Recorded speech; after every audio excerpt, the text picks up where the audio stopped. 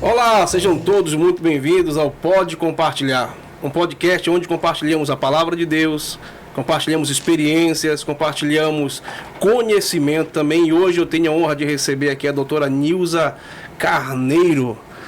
Seja muito bem-vinda, doutora. É um prazer imenso ter a senhora aqui com a gente. Olha, o prazer é meu, Caio. É uma honra estar aqui com você. Vamos conversar, colocar o papo em dia e ver o que acontece. Ah, com certeza. Que o Espírito Santo possa nos conduzir, né, que nós possamos ser instrumentos dele aqui nesse momento, né, nesse podcast, para levar ao coração dos nossos ouvintes aí o recado de Deus, né, doutora? Que assim seja. Doutora, eu gostei do seu sotaque. Gostou? A senhora é paraense ou é goiana? Eu sou goiana, nasci naquela parte de Goiás que hoje é Tocantins, né? Mas na realidade eu sou mesmo paraense de coração. Estou em Belém há quase 10 anos e eu amo Belém, me apaixonei por Belém desde que cheguei. Mesmo nesse calorzão cheguei aqui abençoado. De coração aberto, O ar-condicionado dá um jeitinho, né? Resolve, Olha, Belém estava até fresca até esses dias, você viu? Belém fica fresca de dezembro a... Eu tô tão acostumada ao calor já daqui, que eu já tô achando Belém fresca. Eu tô que nem os paraenses, né? Achando Belém fresca.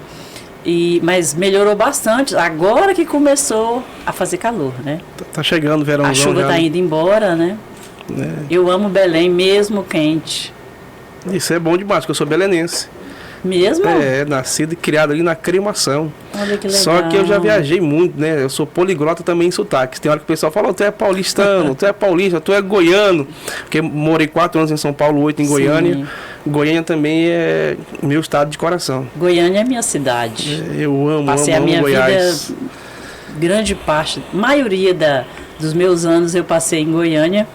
E aí eu saí de Goiânia para abrir escritórios no Pará. E de lá para cá já tem tem 16 anos, né, isso. Mas eu mudei para Belém mesmo só há 10 anos. 10 anos, já tem 16 anos de história com o Pará. Chegou no Pará, parou, tomou açaí. Ficou. Açaí com açúcar ainda, né? O pessoal tem um preconceito contra isso aí, mas né? eu tomo açaí com açúcar, mas eu vou aprender. Tomo com açúcar e farinha da Baguda. Farinha da Baguda, de Bragança. Não é tão Nutella assim, né? Não, eu tomo. Mas eu vou confessar para a senhora também, eu sofro um preconceito muito grande. O pessoal fala que eu sou um belenense do Paraguai. Mas tem muito belenense que toma açaí com açúcar também, porque aqui eu não posso que vir lá de Goiás, né? É verdade, eu gosto muito do agridoce, do doce misturado com salgado. Sim. É muito, muito bom. Doutora, a senhora veio e montou um escritório aqui em Belém mesmo? Sim, eu já vim para cá. Antes de vir, eu passei um tempo em Altamira, né? O escritório em Altamira já estava bastante movimentado, aí eu vim para Belém já com o escritório aberto, vim aqui, aluguei ponto, abri o escritório, sofri muito, sabia, no primeiro ano, que ninguém me conhecia, é muito difícil ser advogado onde ninguém te conhece, eu não tinha um parente, não tinha uma amizade, eu não conhecia ninguém, só eu e meus 2 filhos pequenos. E a pergunta é, o que te trouxe para Belém? O que foi que pulsou no coração e disse, vai para Belém? Foi assim, eu tinha um plano de vir para Belém, mas esse plano, ele era antigo e eu havia me esquecido. Eu pensei, bom, quando eu tiver idosa, coisa que vai demorar a acontecer, né? Quando eu tiver idosa, eu quero ir para Belém abrir meu último escritório. Aí eu fui para Altamira, quando eu vi eu já estava em Altamira, ou seja, perto de Belém, 900 quilômetros aproximadamente, né? E aí, quando eu vi, eu estava em Belém, porque lá em Altamira eu estava achando difícil para os meus filhos estudarem. Eu falei, não, eu vou para a capital, para que eles tenham uma escola melhor. Quando eu vi, aí foi que eu me lembrei, nossa, eu queria mesmo vir para Belém, abrir meu último escritório. Só que não foi o último escritório, a gente já abriu escritório em Anajás, em Breves, em várias outras cidades depois disso. Já estou querendo ir para Macapá. Olha, muito bom, Amapá. Conheço também, já morei lá. Lá em Santana do Amapá, muito bom. Quero ir. E conte com a gente lá para abrir os caminhos lá. Lá conheço muita gente. Coisa boa. E como é o nome do escritório aqui em Belém? O escritório sempre foi Carneiro Advocacia, desde o início, porque nós somos uma família, nós somos a família Carneiro, e hoje nós somos aproximadamente 15 advogados. Nós somos 5 irmãos e 8 ou 9 sobrinhos. Aí tem mais os maridos, as esposas, todos advogados. Fora né? os agregados, né? Que vai Fora chegando. os agregados, né? Que não são carneiro, mas acabam sendo os carneirinhos, né? Doutora, qual foi a maior dificuldade que você encontrou quando chegou aqui no Pará após abrir seu escritório? Em Belém, no caso, né? No Pará, as grandes dificuldades estão nas distâncias, né? A grande dificuldade está nas distâncias. Porque o Pará é muito grande. Para você alcançar as pessoas que mais precisam, você tem que andar muito. Ou de barco, né? Ou de carro. As estradas nem sempre são muito boas. Mas a distância, eu acho que é o grande empecilho. Nessas andanças, nessas viagens, qual foi o município, o lugar que mais lhe marcou até então? Anajás me marcou muito, porque lá as dificuldades são muito grandes. O Estado, a mão do Estado demora a chegar lá. Mas assim, como eu cheguei em... Esqueci o nome, em Gurupá. Como eu cheguei em Gurupá, antes, muito antes, eu cheguei em Anajás 2021, 2020, 2019 na realidade, antes da pandemia. Isso foi em Anajás. Em 2009, você quer dizer, né? Não, 2019. 2019. Isso. Agora, como eu cheguei em Gurupá lá para 2010, 2011, lá as minhas maiores emoções na profissão, eu sofri, né, digamos assim, eu sofri lá. Porque lá eu estive diante de pessoas que nunca tinham visto um advogado, diante de pessoas que nunca tinham conversado com um advogado, diante de pessoas que sempre quiseram ter seu direito defendido e nunca tinham tido a oportunidade de conversar com um advogado. Disseram que tinha um advogado lá, mas era um advogado da prefeitura, aquela pessoa que fica mais internamente, né, cuidando dos casos próprios da prefeitura. E aí elas nunca tinham conversado com um advogado. E eu tenho até um vídeo no meu Instagram, adv.nilzacarneiro, que diz isso, que conta essa história, que as pessoas choraram, Caio. Enquanto eu falava, muitas pessoas começavam a chorar. Porque eu disse que cheguei lá numa palestra, né, para elas, eu disse para elas que a gente estava lá, eu e minha equipe, para a gente defender o direito delas, que elas podiam conversar com a gente, que elas podiam ser atendidas, ouvidas, e elas ficaram sem acreditar e muito emocionadas começaram a chorar.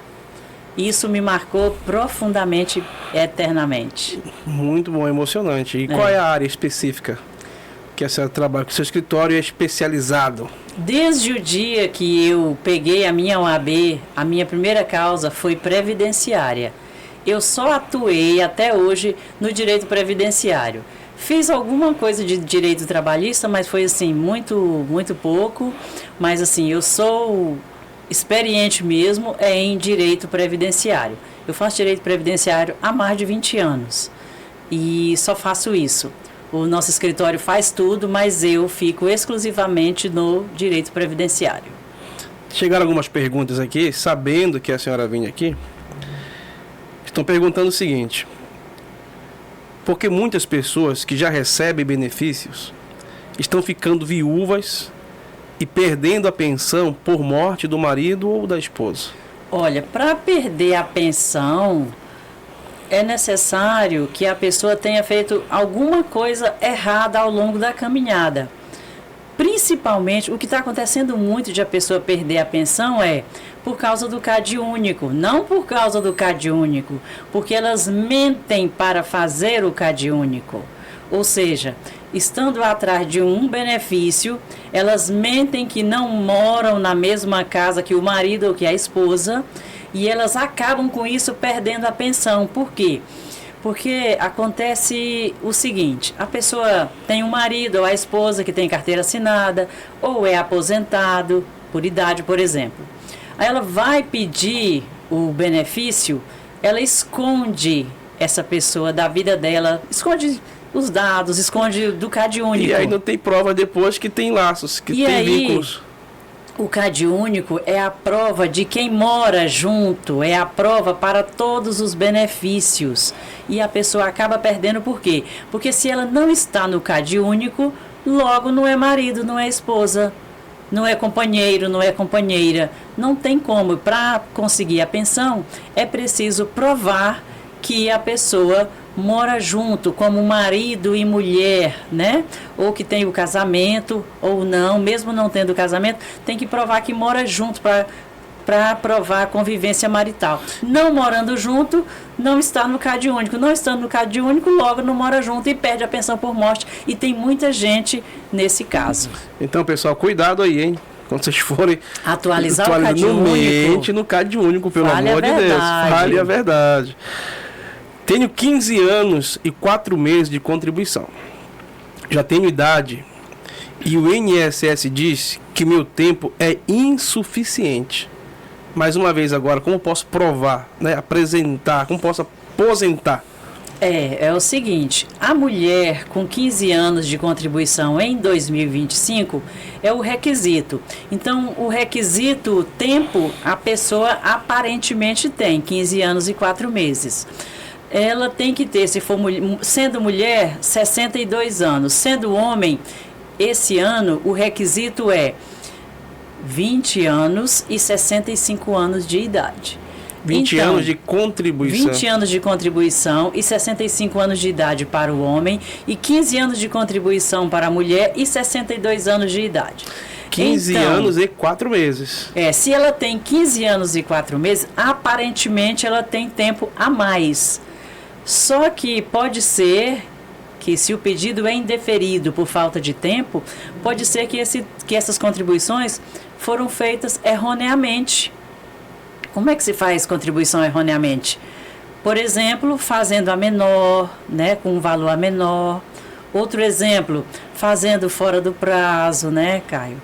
Acontece muito de a pessoa fazer a contribuição achando que está dentro do prazo e não está. Então, atenção, se você paga o INSS, tem que pagar no dia correto. O dia correto de a pessoa física pagar o INSS é dia 15 de cada mês.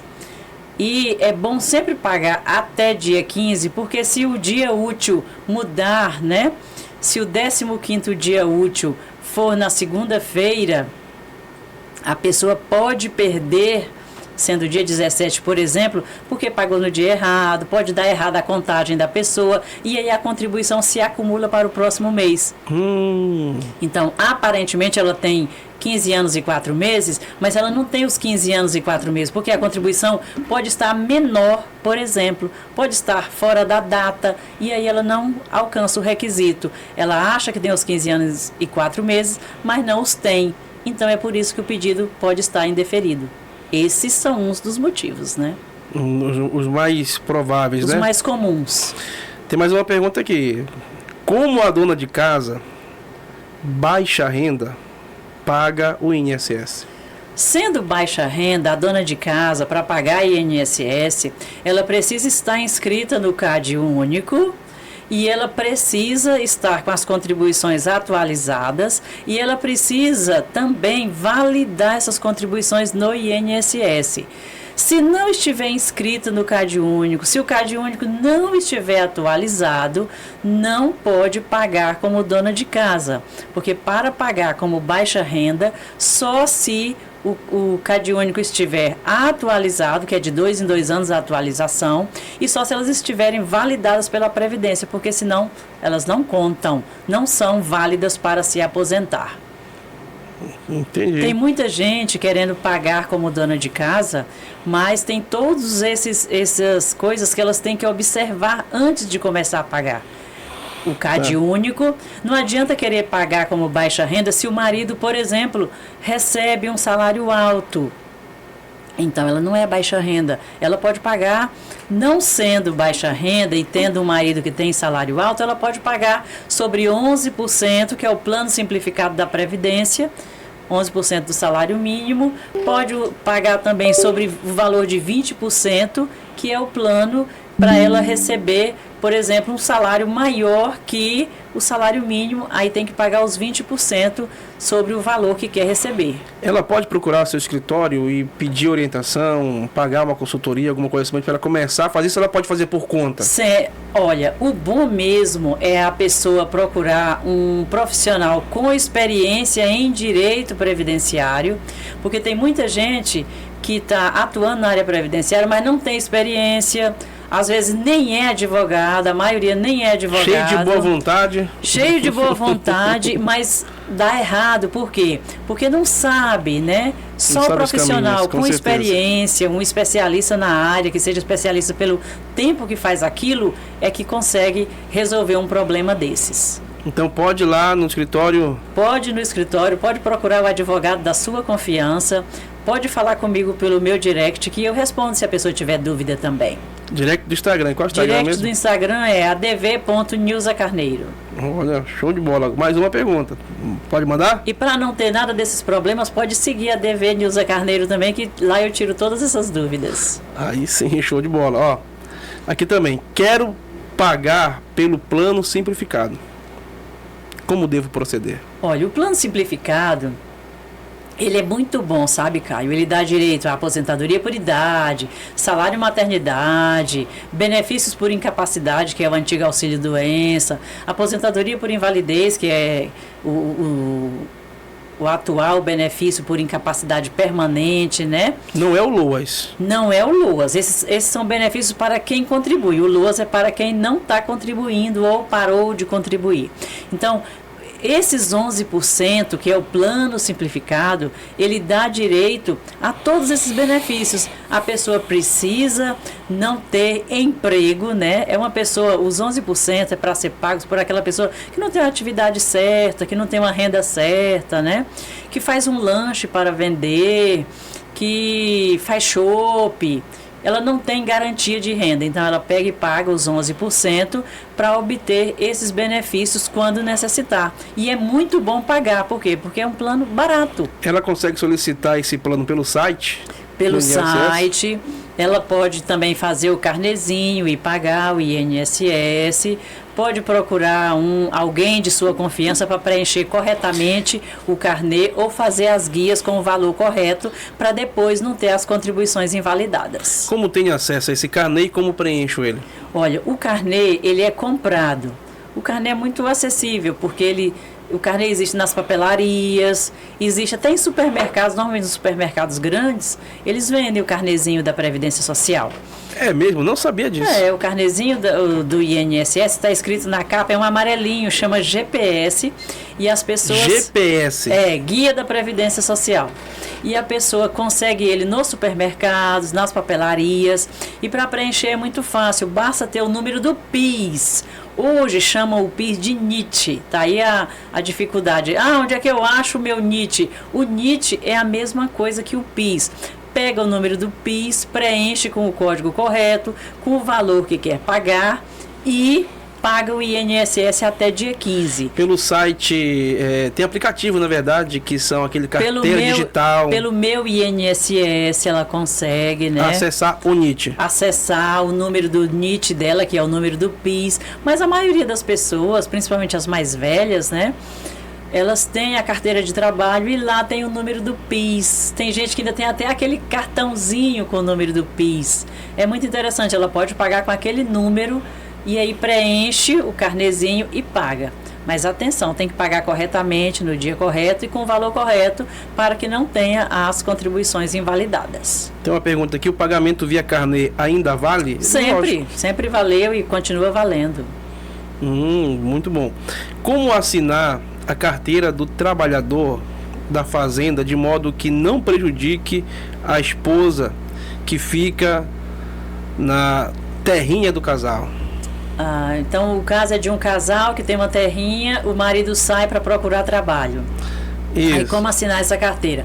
A carteira, para não prejudicar a esposa do trabalhador rural que não tem carteira assinada... Como ela seria prejudicada? Ela seria prejudicada se ele saísse da atividade rural. Aí ela é prejudicada por quê? Porque quando o marido exerce atividade urbana, a mulher que é rural fica prejudicada. Por quê? O entendimento é o seguinte: a mulher está onde o marido está. Se o marido está com carteira assinada como trabalhador urbano, logo a mulher não é trabalhadora rural. Então, para responder essa pergunta, pode-se fazer o seguinte: digamos que o fazendeiro queira alguém para trabalhar e vá assinar a carteira dessa pessoa. Então é bom ele assinar como trabalhador rural, já que ele vai ficar na fazenda, digamos, fazendo os serviços de trabalhador rural. O ideal é que a carteira dele seja assinada como trabalhador rural, porque não desconfigura nem a situação dele, a condição dele de segurado especial, e nem a da esposa, porque a esposa, continuando a ser trabalhadora rural sem carteira assinada, se a carteira do marido é assinada como trabalhador rural, ela não fica prejudicada. Então quer dizer, recapitulando, eles têm uma terrinha, né, toda documentada, toda organizada, onde ela exerce sua função como rural. Se ele sair para procurar um emprego para complementar a renda e for assinado como uma prova que ele trabalha na área urbana, automaticamente ela é prejudicada. Ela é prejudicada, e ele também, porque digamos que esteja lá na frente, próximo da aposentadoria, eles perdem o direito, né?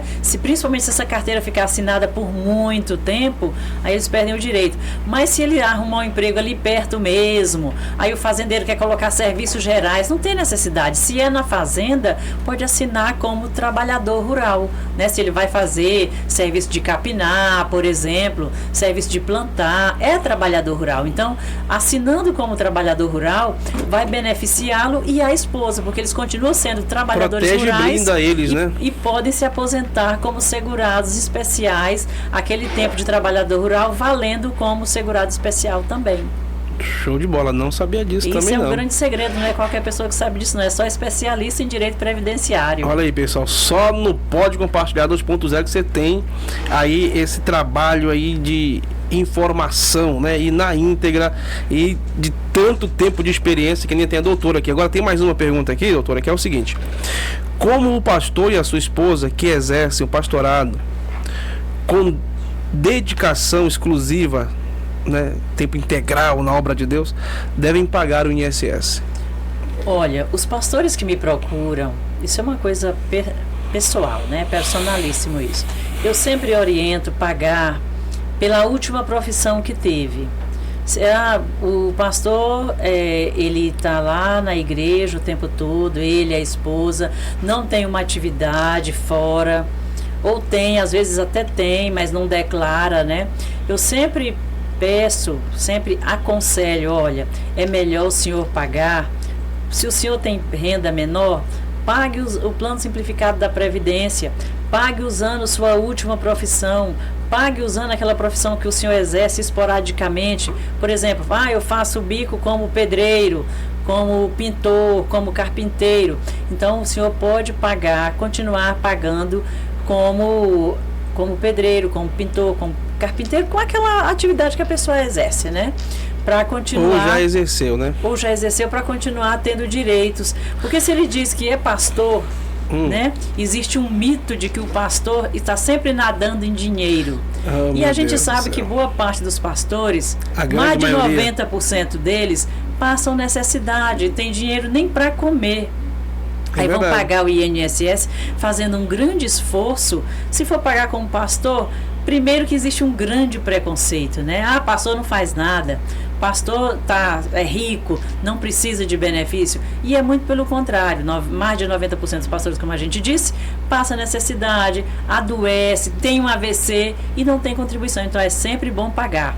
Se você não pode pagar muito, pague pelo menos o plano simplificado para ter direito a um benefício na hora que adoecer, na hora que precisar, na hora que envelhecer, e tendo as contribuições corretinhas, pode acumular para a aposentadoria por idade, por exemplo.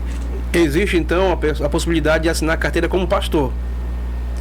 Tem igreja que assina carteira como pastor, sim, tem algumas igrejas que assinam. E também pagar o INSS como exercendo a profissão de pastor. Isso, também. Ministro de confissão religiosa, existe essa opção, sim. Mas eu não acho que essa seja uma boa opção. Porque normalmente os pastores, a maioria deles exercem uma outra atividade, e aí é bom declarar essa outra atividade que eles exercem na hora de pagar, O porque pastor fica registrado como era pintor profissão. ou ainda exerce a função de pintor, vai lá e, assina, e paga o INSS como pintor. Isso. Ele tem que apresentar uma nota fiscal de serviços prestados. Não tem. A profissão é apenas declarada. Não tem necessidade de prestar conta de valores. De ter prova de que é pintor. A gente sabe que é porque ele vê exercendo, né? Está sempre trabalhando, mas ele não tem necessidade de ter documento. Porque é um trabalhador braçal. E para ganhar o benefício, como trabalhador braçal, né? Que depende da força do braço e das pernas, né? Para sobreviver, é mais fácil para ganhar o benefício. Muito bom. A última pergunta, para a gente encerrar aqui já. Quem já é aposentado tem que continuar pagando o sindicato? Não é obrigado, sabe, Caio? Tem muita gente pagando o sindicato, obrigado, achando que é obrigado. Mas a Constituição Federal, né, que é a lei maior do nosso país, ela diz que ninguém é obrigado a se sindicalizar e nem permanecer sindicalizado. Então, se você é aposentado, o seu sindicato não te representa, você não é obrigado a pagar a pessoa também não se sente representado, né? Se você não se sente representado, não é obrigado a pagar. Você pode parar de pagar, porque a Constituição Federal garante. Você vai lá e pede baixa, pede abaixo. Olha, lá aonde? Vai do sindicato, que você é filiado, é sindicalizado, e fala, olha, eu não vou mais pagar, eu vim pedir a minha baixa da minha sindicalização aqui, e para de pagar. Porque tem muita gente achando, principalmente porque recebe ameaças, de que se parar de pagar, o benefício vai ser cessado. E isso não é verdade. Principalmente de trabalhador rural, né?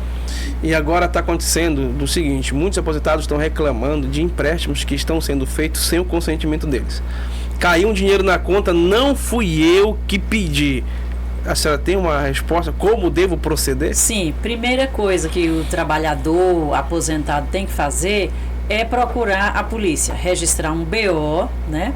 De que isso não é verdade, não foi ela, a pessoa que fez, né? Em segundo lugar, o PROCON. Em terceiro lugar, não se resolvendo isso, não recebendo o dinheiro dela de volta, inclusive é caso até de dano moral, né? Vai lá, faz um empréstimo. Acontece muito de os malandros fazerem empréstimo sem a pessoa saber.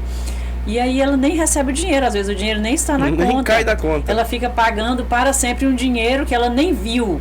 Então você tem que registrar um BO, tem que procurar o PROCON para que esse empréstimo seja cancelado e tem que entrar na justiça, se não resolver, para receber, inclusive, além do ressarcimento dessas parcelas já pagas, inclusive o dano moral pelo prejuízo sofrido, né?